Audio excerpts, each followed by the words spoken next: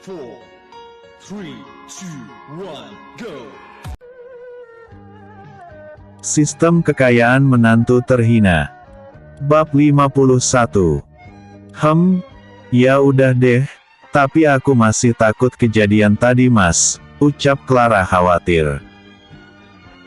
Kamu nggak perlu khawatir, mas akan buat butik ini terjaga dari orang jahat, jadi jika ada orang yang ingin berbuat jahat maka butik ini akan membunyikan alarm, ucap Charso. Tapi gimana dia bisa bunyi alarm sendiri? Manusia saja nggak tahu busuk hatinya manusia lagi, apalagi hanya sebuah alat, ucap Clara. Hehehe, alat yang mas gunakan ini canggih, ia bisa mendeteksi hati orang, jika orang itu punya niat jahat maka alarm itu langsung berbunyi dan alat itu mengeluarkan cahaya yang mengarahkan pada orang tersebut. Kamu tunggu di sini, mas ambil dulu alatnya, ucap Charso. Charso menuju mobilnya dan ia masuk ke dalam mobil. Klik di sini untuk membuka. Klik. Charso mencari di toko peralatannya. Ia melihat gambar alarm di sana. Pembelian alarm tukar 20 poin. Tukarkan 20 poin. Poin Anda dipotong 20 poin. Sisa poin Anda 230 poin. Charso pun mengambil alat alarm tersebut. Gunakan poin untuk membuat alarm menjadi super canggih. Memuat. Loading. Mulai. 10%. 20%. 30%. 40%. 50%. 60%. 70%. 80%. 90%. 100%. Selesai. Poin Anda dipotong 30 poin. Sisa poin Anda 200 poin. Oke. Sudah siap. Charso keluar dari mobilnya dan memperlihatkan alat yang berbentuk bulat tersebut. Wah, ini gimana gunainnya? Tanya Clara. Gak perlu digunakan, dia akan bekerja sendiri. Jadi saat orang masuk ke butik ini dan berniat jahat alarm ini langsung bisa mendeteksinya dengan suara kuat, jadi jangan khawatir ya, ucap Charso. Pegang dulu, jangan diapa-apain ya, ucap Charso memberikan alat itu kepada Clara. Ia pergi ke belakang mengambil tangga dan membawanya ke tengah-tengah butik. Berikan alatnya, pinta Charso. Clara mengulurkannya dan Charso pun menempelkan alat itu di tengah-tengah plafon. Oke, sudah selesai. Jika kamu tidak percaya coba kamu tes, ucap Charso. Gimana aku mau mengetesnya? Tanya Clara bingung. Kamu hanya perlu di dalam hati berbuat jahat padaku, ucap Charso. Clara berpikir ia harus berbuat jahat apa pada suaminya. Ia berpikir ingin mendorong Charso. Tiba-tiba saja alarm itu berbunyi dan mengarahkan cahayanya ke arah Clara. Terdeteksi. Terdeteksi. Anda ingin berbuat kejahatan. Beneran? Ucap Clara menepuk bahu Charso. Seketika alarm itu berhenti berbunyi karena Clara sudah tidak punya niat jahat kepada Charso. Wah, canggih banget. Terus kalau misalnya orang itu tidak mau keluar dan terus melancarkan aksinya gimana? Tanya Clara. Itu dia akan mengeluarkan sinar lasernya, makanya kamu jangan berpikir buruk tentang Mas ya, kalau enggak kena laser, laser itu bisa memotong apapun, ucap Charso. Terus kalau aku mau berhentikan alarmnya gimana biar dia tidak melanjutkan lasernya? Tanya Clara. Kamu hanya perlu mengatakan stop, nanti akan berhenti sendiri, tapi itu hanya bisa dilakukan kita berdua, orang lain tidak bisa memberhentikannya, ucap Charso. Oh gitu, oke. Setidaknya aku jadi tenang. Ya udah, Mas pergilah dan cepat kembali ya, ucap Clara. Iya, Kalau urusannya sudah selesai Mas langsung ke sini, ucap Charzo mencium kening Clara dan ia pun meninggalkan Clara. Mas hati-hati ya, pesan Clara. Iya, angguk Charzo. Ia pun masuk ke dalam mobilnya dan melaju di jalanan. Episode sebelumnya. Bab 50. Episode berikutnya. Bab 52. Butik Clara kembali ramai dipenuhi oleh pengunjung. Tak lama kemudian Charzo pun sampai di warnet. Hei Charzo, wah lihatlah banyak sekali kan, bahkan ada yang rela mengantri, ucap pemilik warnet. Wah, beneran laris manis ini ya, ucap Charzo senang. Ayo masuk ke dalam, ke ruanganku, ajak pemilik warnet. Mereka pun masuk ke dalam ruangan dan pemilik warnet memperlihatkan pendapatan yang ia dapatkan dalam beberapa hari yang lalu. Wah, banyak banget pendapatnya bang, ucap Charzo mengangguk-angguk. Ya udah, abang transfer ke rekening kamu ya, ucap pemilik warnet. Oke. Pemilik warnet pun mengirim sejumlah uang ke rekening Charzo. Ding ding. Saldo Anda ditambah 150 juta. Saldo Anda menjadi 459.300.000. Terima kasih banyak ya bang, semoga laris manis, ucap Charzo. Pastinya dong, game kamu ini memang membawa keberuntungan, aku ingin menambahkan komputer lagi, puji pemilik warnet. Semoga saja terus begini. Ya udah aku pulang dulu ya bang, istriku suruh aku pulang cepat, ucap Charzo. Oh baiklah, nanti kapan-kapan kamu punya waktu mampir ke sini lihat bisnis kamu, ucap pemilik warnet. Siap bang, jawab Charzo.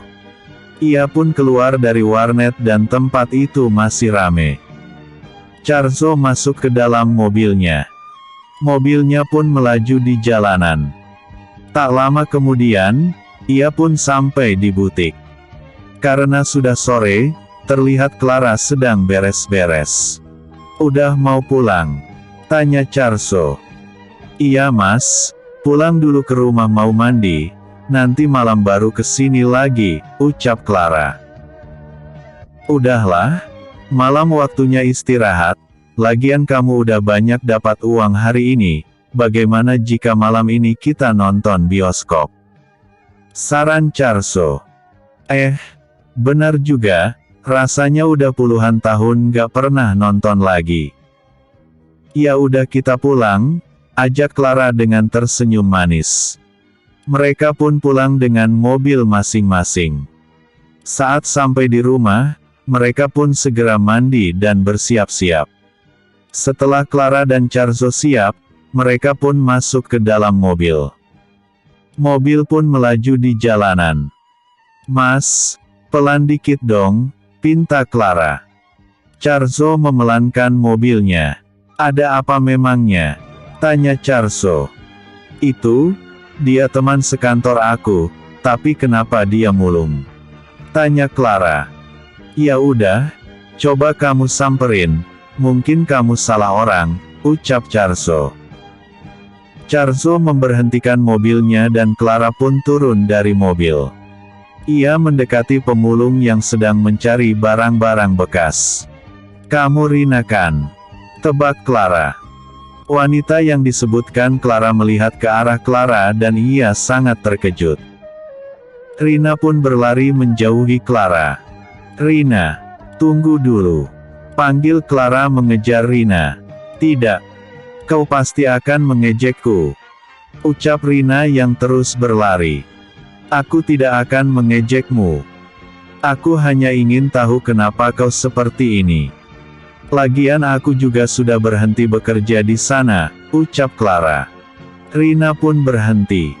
Kenapa kamu sampai kayak gini? Tanya Clara prihatin. Mau gimana? Sejak kejadian di kantor aku dipecat membuat aku belum dapat pekerjaan layak, aku harus bagaimana lagi biar aku bisa makan, hanya ini yang bisa aku lakukan, ucap Rina sedih. Ayo ikut denganku sebentar, ajak Clara menuju mobil. Kamu tunggu di sini sebentar dulu ya, ucap Clara meninggalkan Rina yang tidak jauh dari mobilnya, ia pun menuju ke arah mobil. Mas, aku boleh minta sesuatu enggak? Tanya Clara sedikit menyimpan ketakutan. Ada apa lagi? Katakan saja, ucap Charso. Mas, itu teman aku Rina, dia belum dapat pekerjaan dan terpaksa harus mulung. Bagaimana jika dia di pekerjaan di butik kita saja buat bantu-bantu aku di butik, ucap Clara sedikit takut. Episode sebelumnya. Bab 51. Episode berikutnya. Bab 53. Boleh. Tapi kamu yakin kalau dia tidak punya niat buruk nanti, karena laser alarm kita selalu mengintai? Tanya Charso. Kalau dia punya niat jahat aku langsung keluarkan dia, ucap Clara. Ya udah kalau gitu, ucap Charso. Terima kasih ya mas, ucap Clara senang. Clara mendekati Rina. Kamu kerja di butikku aja? Aku udah minta izin sama suamiku, ucap Clara. Beneran? Tanya Rina dengan wajah bahagianya. Ya udah karena kami mau pergi malam ini jadi besok kamu datang ke butikku. Kamu ada ponsel? Tanya Clara. Iya ada. Angguk Rina memberikan sebuah ponsel butut. Clara menyimpan nomornya di ponsel Rina dan menelpon ke nomornya. Ini nomor aku, besok pagi aku telpon kamu ya. Aku pergi dulu, bye-bye, ucap Clara melambaikan tangannya.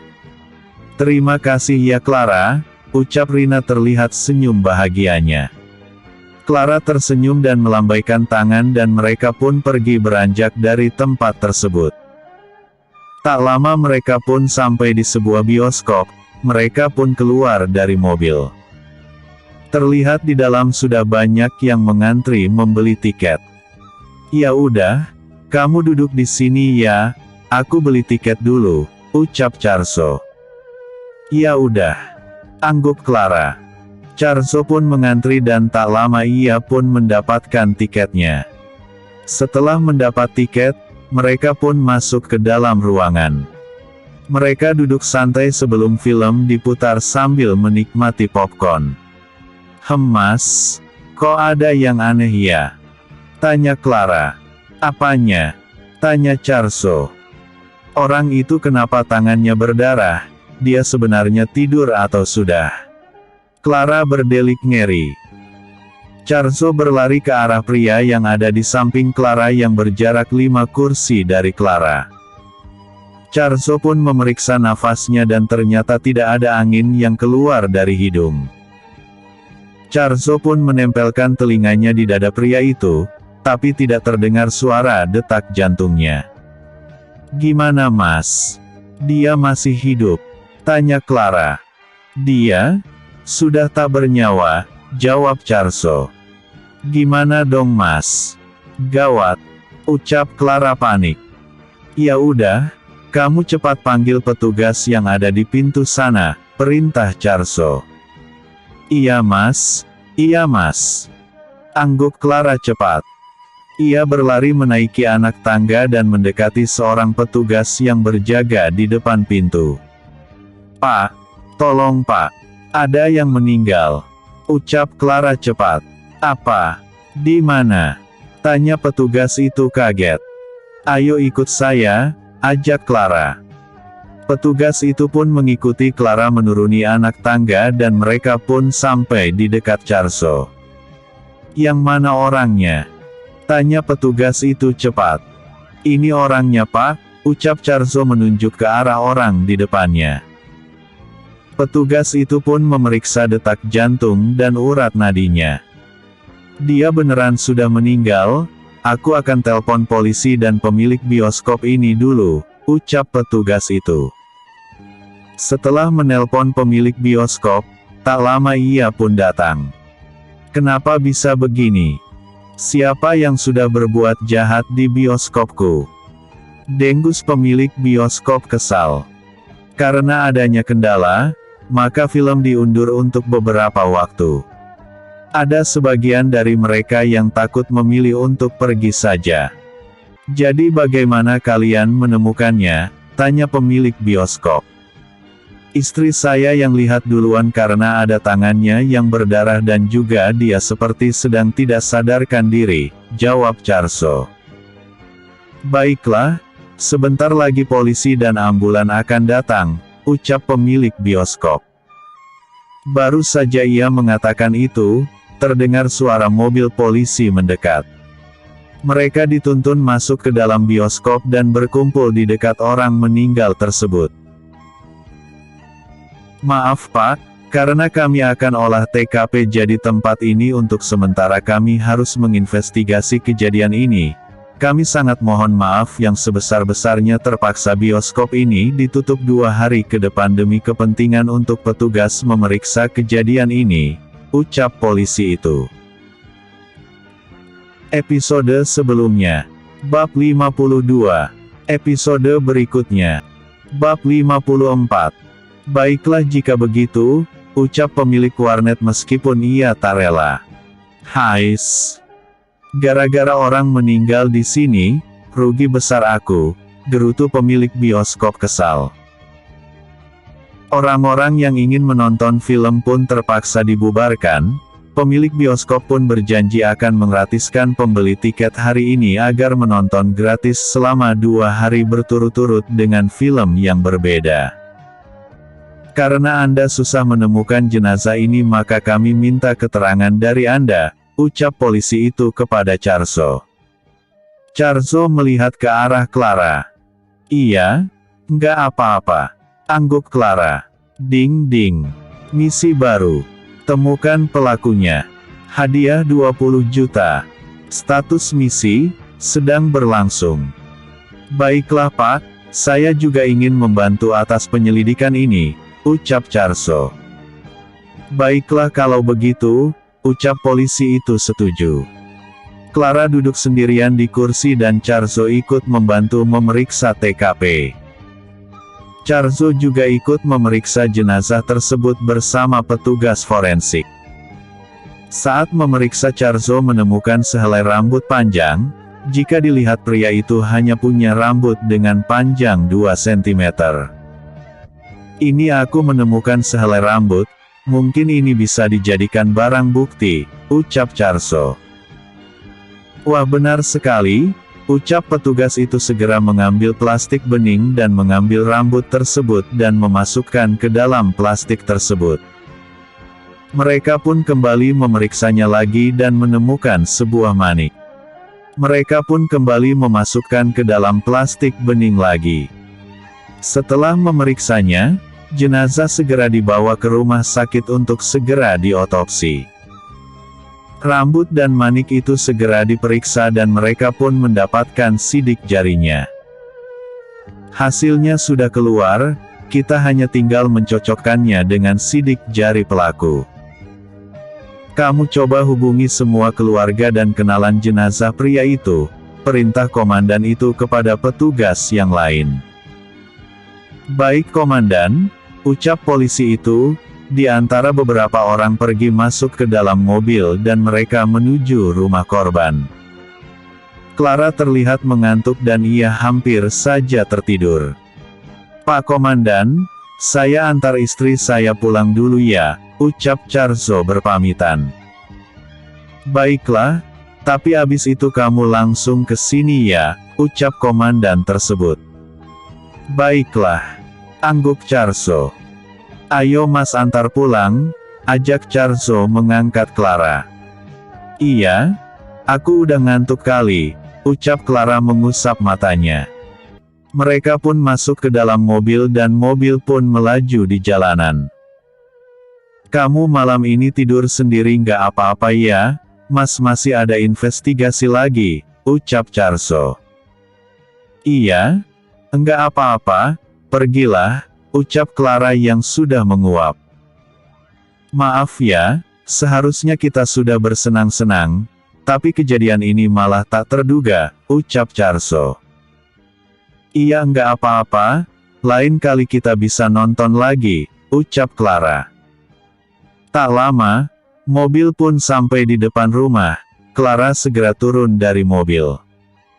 Mas hati-hati di jalan ya, pesan Clara.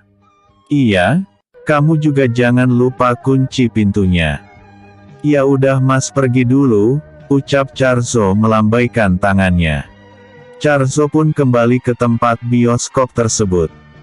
Saat ia sampai di sana, satu persatu dari teman dekat dan keluarganya mulai berdatangan. Saat tahu kejadian seperti itu mereka berteriak histeris, istrinya juga menangis. Apa ibu tidak tahu kenapa suami ibu ada bioskop? Tanya polisi itu. Tidak pak, tadi dia cuma mau bilang ke tempat temannya ada perencanaan pekerjaan. Itu saja, jawab sang istri sambil menangis. Saat pergi tadi apa ibu tidak ada curiga dari pakaian atau sesuatu sebelum dia pergi? Tanya polisi itu lagi. Enggak ada, karena ia biasa memang begitu, hanya saja dalam 6 bulan terakhir ini ia sering memakai pakaian yang rapi dan wangi. Dia cuma bilang, kalau ketemu bos masa harus pakai baju kusut, begitu katanya, jawab istrinya. Episode sebelumnya. Bab 53. Episode berikutnya. Bab 55. Begitu ya? Kalau begitu ibu mungkin tahu siapa bos dia boleh ditelepon, pinta polisi itu. Oh ya? Kemarin aku sempat menyimpannya buat jaga-jaga, ucap istrinya tersebut dan ia pun menelannya. Beberapa menit ditelepon, bos itu pun datang. Ia juga sangat terkejut dengan kejadian itu. Para seluruh keluarga jenazah pria itu pun sudah datang, mereka diboyong ke kantor polisi demi pemeriksaan dan pencocokan sidik jari. Akan tetapi satu pun tidak ada yang cocok. Mungkinkah pelakunya tidak datang dan dia adalah orang luar? Tebak Charso. Aku rasa begitu. Ya sudah karena ada rambutnya kita bisa menginvestigasikannya, ucap komandan tersebut. Mereka pun mengambil rambut tersebut dan memasukkan ke sebuah alat lalu disambungkan ke komputer. Komputer pun melukis wajah seorang wanita. Dia? Ucap istrinya. Ibu kenal? Tanya komandan tersebut. Ya kenal, dia adalah teman saya, ucap wanita tersebut. Apa Anda tahu di mana kediamannya? Tanya polisi tersebut. Ya saya tahu, jawab wanita itu. Mereka pun bergegas menuju rumah tersebut dan terlihat wanita yang mereka cari sedang membaca buku dan minum kopi di teras rumah. Wah, sungguh hebat kamu ya. Sudah membunuh suami saya kamu malah santai di depan rumah sambil minum kopi. Ucap istri itu dengan membelalakkan matanya. Hei Karin, apa maksudmu membunuh suamimu? Apa yang kau bicarakan? Tanya wanita itu tidak mengerti. Maaf Nona, kami mendapati bukti jika Anda adalah tersangka pembunuhan seorang pria yang bernama Lano. Karena bukti yang kami temukan itu mengarah kepada Anda, jadi ikut kami ke kantor polisi untuk pemeriksaan, ucap petugas itu. Tapi pas saya tidak membunuhnya. Jika saya membunuhnya kenapa saya harus bersantai? Seharusnya saya sudah kabur melarikan diri, ucap wanita itu memberontak saat tangannya diborgol. Anda bisa jelaskan di kantor polisi nanti, ucap polisi itu membawanya masuk ke dalam mobil polisi dan segera dibawa ke kantor polisi. Sesampainya di kantor polisi, wanita tersebut dimasukkan ke dalam ruang interogasi dan ia pun segera diinterogasi. Rasakan kamu wanita jahat. Kamu membunuh suamiku dan entah apa salah dia, semoga kamu membusuk di penjara. Ucap istrinya mendengus kesal. Kenapa kamu membunuhnya? Tanya polisi itu. Charzo dan petugas yang lain sedang berada di luar ruangan dan mereka menyaksikan dari komputer. Sudah aku katakan aku tidak membunuhnya. Aku tidak membunuhnya. Lalu apa bukti yang kalian temukan sehingga bukti itu mengarah padaku? Tanya wanita tersebut. Buktinya ada sehelai rambut dan setelah dideteksi dan itu adalah milikmu, jawab petugas interogasi. Aku nggak tahu kenapa rambutku bisa ada bersama pria itu, yang pastinya bukan aku pelakunya. Demi Tuhan bukan aku Pak. Tolong percayalah padaku, aku harus melakukan apa agar kalian percaya denganku, atau setidaknya tolong selidiki mungkin aku dijebak oleh seseorang, ucap wanita itu. Charzo pun tersadarkan. Aku rasa dia benar. Dia pasti dijebak oleh seseorang Pak. Aku akan memeriksa orang-orang di luar sana, ucap Charzo berlari keluar dan ia berhenti di dekat para keluarga korban. Aku rasa pasti salah satu di antara mereka. Aku harus menemukan bukti yang kuat, ucap Charzo. Maaf sebelumnya, saya diminta untuk interogasi kalian semua. Maukah kalian menjawab pertanyaanku? Tanya Charzo. Iya boleh. Angguk para keluarganya yang dengan wajah lesu. Episode sebelumnya. Bab 54. Episode berikutnya. Bab 56.